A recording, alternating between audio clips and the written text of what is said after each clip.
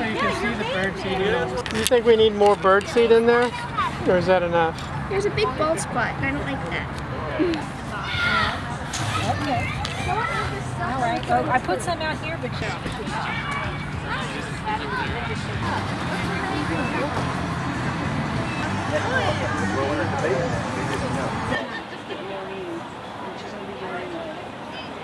She's also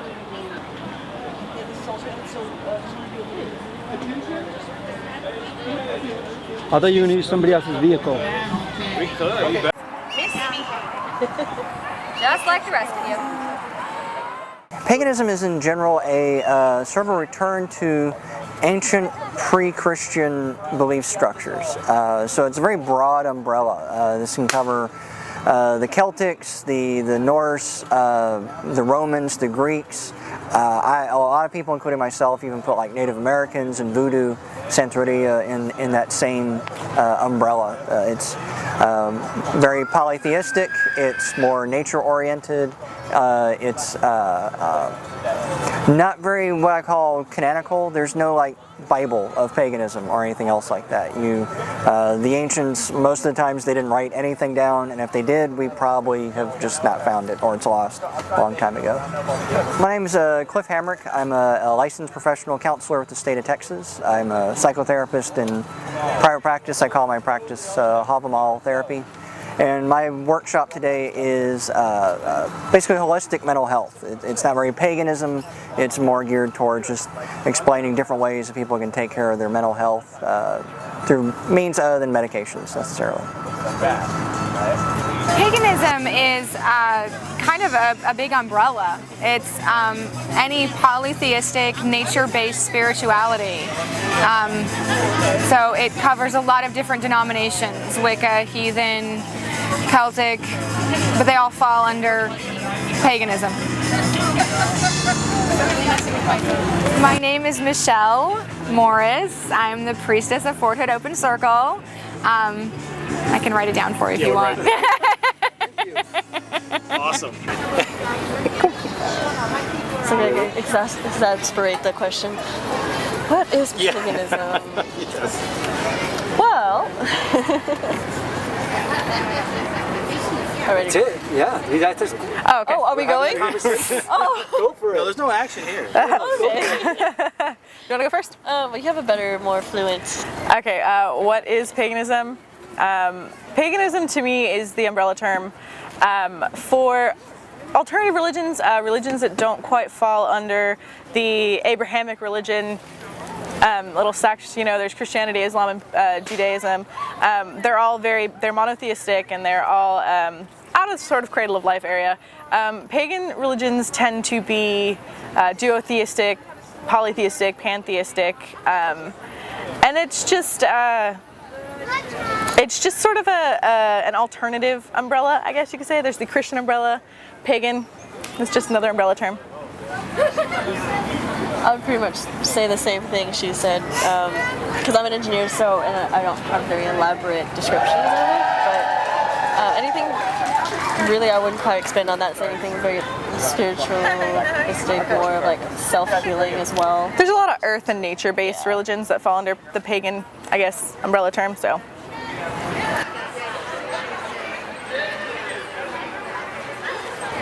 The Pagan Student Alliance? We can talk about that. Pagan Student Alliance! So, Pagan Student Alliance. Get the shirt. Can you get a shirt?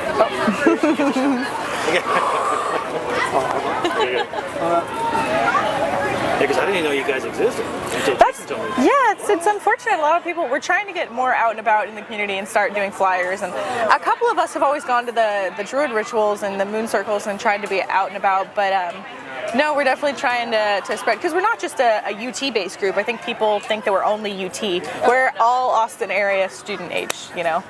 And even though we are a student, Pagan Student Alliance, we even have a lot of old alums that have graduated already that do like to participate in our rituals and come to our meetings as well, because our thing is that we welcome anyone. As long as you're open-minded and tolerant. And respectful too.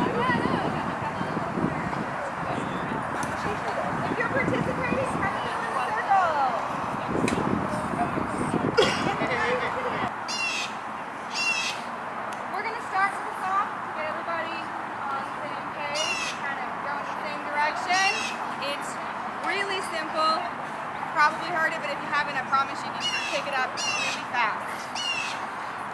We are a circle, within a circle, no beginning, and never ending. Really hard to mess up. We're like, yes, we know that one. We are a circle, within a circle, with no beginning, and never ending. We are a circle, within a circle, with no beginning, and never ending. We are a circle, within a circle, with no beginning, and never ending. We are a circle, within a circle, with no beginning, and never ending. We are a circle, within a circle, with no beginning, and never ending.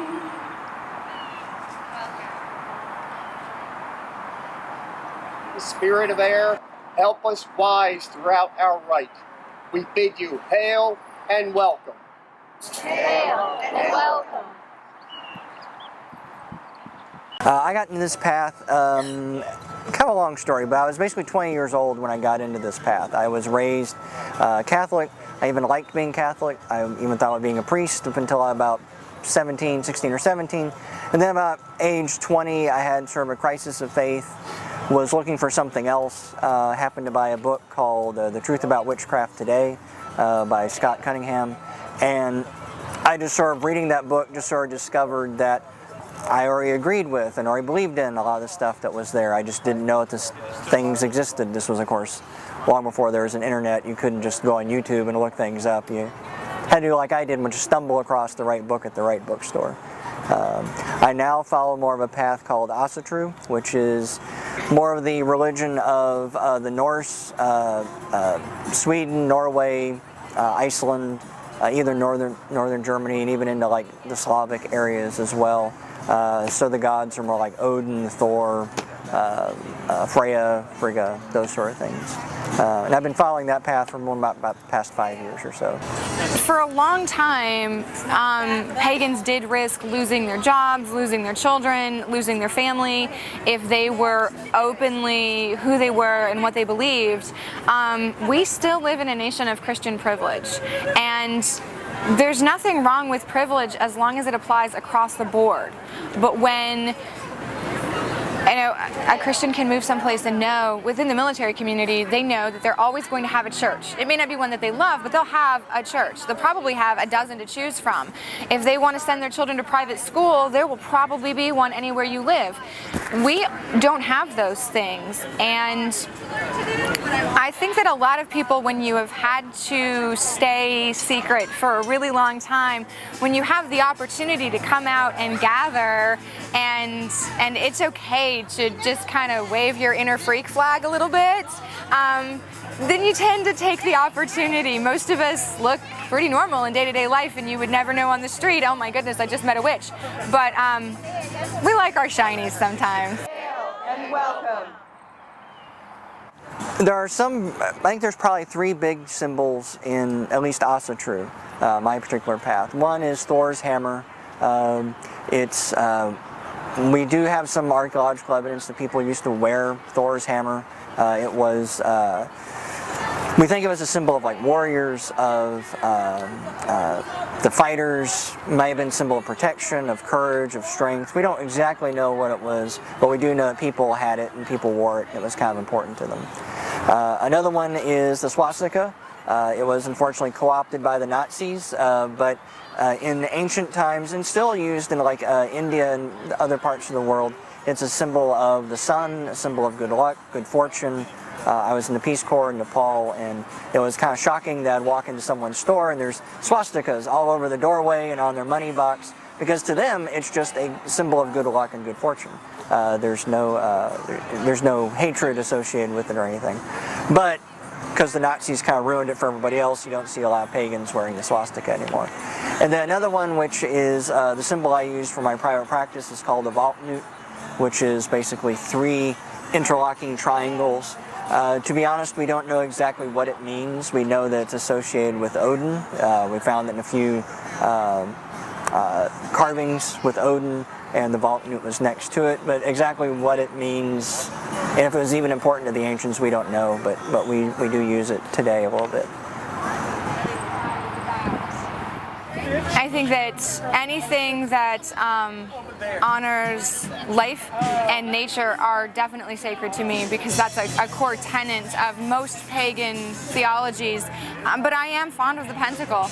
I like the unity of the 5 elements of earth, air, fire, water, and spirit all brought together. And so to me, that's a symbol that I use, and I like the reclaiming of it. There's been a lot of misinformation about what it means, and I like seeing it used appropriately with people who know what it means and are willing to openly teach about it, because we need to be out of the broom closet. We can't ask for tolerance and understanding if we're not willing to be open and willing to educate. Of joy and unity and celebration that we're here to acknowledge. So you don't have to stand in one spot.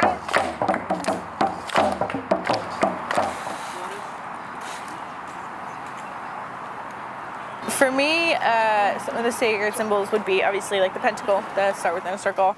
I like that one. I think the one that I resonate most with is it's called a triquetra, and it's a 3-pointed Celtic knot. I have a very, very strong Irish heritage, and so I like that symbol. I like the triple spiral symbol.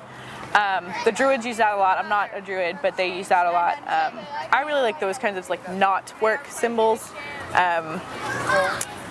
They just, I don't know, they're really pretty, and I like especially with the triquetra and the triple spiral, the 3 aspect of it, because in Christianity there's the Trinity aspect. In a lot of paganism there is an aspect of Trinity, so I like it because I can wear it when I'm around Christians and it doesn't offend them, and I can wear it around myself and feel kind of like true to what I believe in still, so I'm not really compromising or covering it up or anything like that. Yeah, and mine's more of the yin and yang, because I've seen it all my life, and it pretty much represents a balance. You can't have good without evil. You can't have right from without wrong. And I also have a very strong Asian background too, so I see that symbol a lot anyway. And it's kind of like the same thing. I can wear it and it'll be like, oh, okay, you know, you're just into Asian culture, and it's something that's really cool rather than it's almost like me displaying my paganism in a way. I give to my sister. Some misconceptions of paganism. One that, well, probably the biggest common one is we're devil worshippers. That is left over from the Christian days. Paganism is actually outside the Judeo-Christian belief system. People were worshiping these gods long before anyone ever invented the devil or hell or anything else like that. But this is just leftovers from the Inquisition periods and that sort of thing. Most pagans you talk to, they don't believe in the devil or anything else. I'm not even that strong on the good and evil thing either. I do believe there are truly, truly bad people. I think there are truly, truly good people. But really, most pagans didn't believe in good and evil, heaven or hell or anything else like that. It was more of what's good for the community and what's not good for the community. And what I like about that is within my private practice with my counseling, I do tend to work more on like what's healthy, what's not healthy, what's helpful, what's not healthy, what's not helpful. Not getting too wrapped up in is this the right way to do things or the wrong way, because sometimes it's not that clear cut. With an Asatru, of course, as I talked about earlier, one of the misconceptions is that we're racist, that there's the Nazi thing. A lot of that stuff was co-opted by Hitler for propaganda purposes, and a lot of the beliefs and the gods and the goddesses go long, long before World War II and all of those issues. There's nothing inherently racist or exclusionary about paganism. In fact, it's quite the opposite. Within paganism, we tend to be much more inclusionary and a lot more tolerant of, you know, I may not believe the way you believe, but that's fine as long as you're not hurting anybody. What do I care?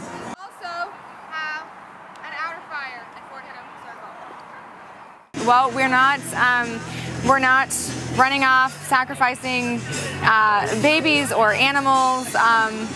When the first tenet of your belief is harm none, a major misconception is that we do harm. I know that's an ethical standpoint, so it's something we shoot for, but it's not the craft, it's not practical magic. I can't change the litter box with a spell, I wish, but it's just a way of connecting to spirit. It's no more or less than any other spirituality. It's what you put into it, it's what you get out of it.